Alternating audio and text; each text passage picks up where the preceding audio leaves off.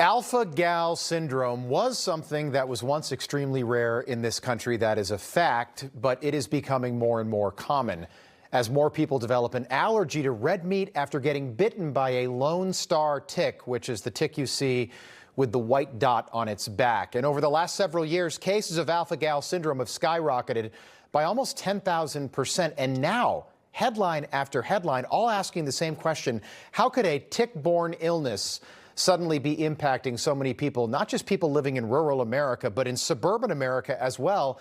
And then we heard from Dr. Matthew Lau at the World Science Festival 10 years ago. People eat too much meat, right? And if they were to cut down on their consumption on meat, then they would, it would actually really help the planet. There's this thing called the Lone Star tick, where if it bites you, you'll become allergic to meat. I can sort of describe the mechanism. So that's something that we can do through human engineering. We can kind of possibly address really big world problems through human engineering. Oh, okay. And then you start to connect the dots even more, and you find out that Bill Gates and the Gates Foundation spent millions of dollars funding genetically engineered ticks, and that Bill Gates is also a major investor in lab-grown meat, and now we've got almost 500,000 Americans living with a rare tick-borne illness that makes people allergic to meat, but not the lab-grown meat that Bill Gates has invested in. You think maybe this is not a coincidence after all? Nicholas Hulscher is an epidemiologist at the McCullough Foundation. He's been talking about this for months. Nick, great to have you back. Right now, there are 79 cases of alpha-gal syndrome in Rhode Island. They've never seen that before there. And 10 states are reporting more emergency room visits for tick bites than they've ever seen before. What do you think is really going on here? Yeah, there's a major tick problem going on, and it appears nobody's talking about it. None of the large news outlets. This is very serious. We have to remember, a new study came out a few months ago, and they literally found alpha-gal syndrome, the incidence of alpha-gal syndrome, the allergy to red meat from the Lone Star ticks, skyrocketed up 10,000% in just 10 years. And then we look to 2021 to 2024, it jumped up another 300%, another sharp increase. So something's going on. Something is driving these ticks. Is that the left is blaming it on climate change? I know you're an epidemiologist, but is that normal with an illness that's been around for a long time, like alpha-gal, to just suddenly be everywhere at the same time? No, we do not believe this is actually from climate change. In fact, we have to start looking at government-related or NGO-related laboratory activities, especially given that the Gates Foundation gave over $7 million to a biotech company to make genetically engineered ticks, as well as the U.S. Army released 270,000 radioactive labeled ticks into the wild in the 1960s. Yeah, let me ask you about that. I think we've got the headline because people just don't know about this.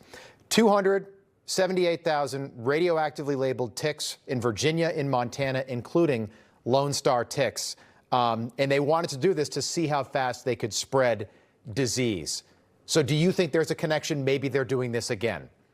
It's very possible. We know they did it in the past. We know that these NGOs, Gates Foundation, are funding sorts of activities. And lastly, we have seen a peer-reviewed paper published in the journal Bioethics. Professors from Western Michigan University, they lay out that they say it's morally required to intentionally genetically engineer Lone Star ticks to spread alpha-gal syndrome as a form of moral bioenhancement to stop people from eating meat. You can't make this up. So bioethics is now masquerading, or actually bioterrorism is masquerading as bioethics now. We have the study, by the way, this Michigan, Western Michigan paper that was published. It's bioterrorism.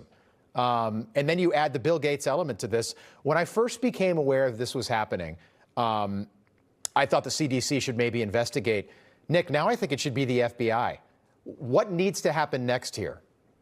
Yeah, we need serious investigations, all hands on deck. CDC, we got to find out exactly what's driving the increase. And FBI, they got to figure out if there are any illegal bioterror-related activities resulting in this 10,000% rise in alpha-gal.